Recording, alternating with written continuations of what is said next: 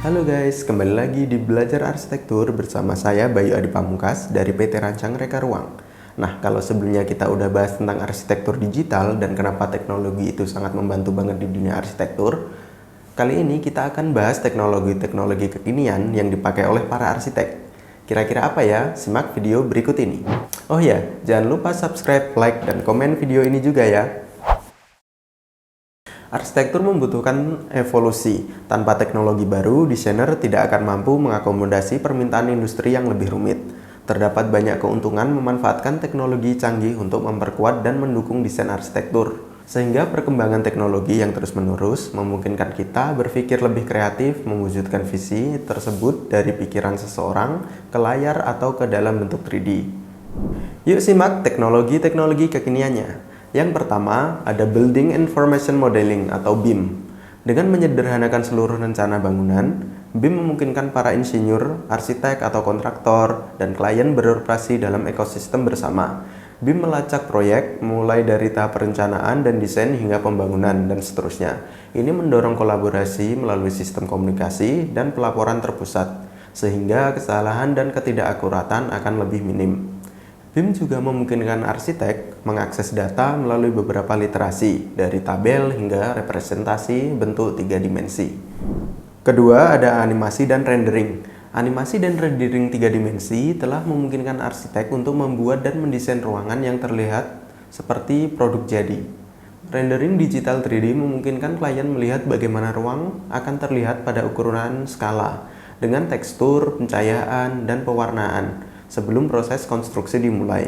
Selain rendering 3D, arsitek dapat memanfaatkan kekuatan animasi untuk membuat tour virtual yang memungkinkan klien menjelajah beberapa ruangan. Rendering dan animasi arsitektur membantu klien memvisualisasikan diri mereka di dalam ruang, bersama dengan pementasan virtual untuk menghidupkan ruang dengan tekstur dan warna. Untuk yang ketiga, kecerdasan buatan atau artificial intelligence. Merencanakan atau merancang bangunan melibatkan lebih dari sekedar meletakkan pensil di atas kertas. Arsitek harus menavigasi sejumlah data untuk merancang dan membangun bangunan. Sebagai teknologi baru, AI telah berperan penting bagi para arsitek, membantu mereka menelaah banyak data dan membantu analitik untuk memperkirakan berbagai aspek konstruksi. Yang berikutnya adalah 3D printing. Contoh lain dari teknologi untuk arsitek adalah 3D printing. Sementara penggunaan 3D printing yang paling umum melibatkan komponen mesin yang lebih kecil. Arsitek menggunakan 3D printing untuk membuat prototipe bangunan yang masih dalam tahap pengembangan desain atau maket. Ini menghemat waktu dan tenaga saat membuat model, terutama jika klien membuat pembaruan atau perubahan apapun pada rencana. Berkat teknologi canggih, model ini berkualitas tinggi dan dapat disesuaikan terkait bahan dan warna. Untuk yang kelima, ada virtual reality atau VR. Dengan realitas virtual, individu dapat berinteraksi secara virtual dengan ruang dalam 3D. Meskipun teknologi ini populer untuk aplikasi game dan media sosial, arsitek juga dapat menggunakan realitas virtual ini untuk menampilkan rendering 3D dari desain mereka. Memberi klien kemampuan untuk berjalan secara fisik melalui ruang, bahkan melalui headset VR, dapat membuat perbedaan besar dalam tahap perencanaan dan desain serta menghemat biaya dan waktu. Yang terakhir ada sketchbook digital. Sementara teknologi sangat mengubah industri arsitektur, itu tidak berarti bahwa aktivitas menggambar ditinggalkan.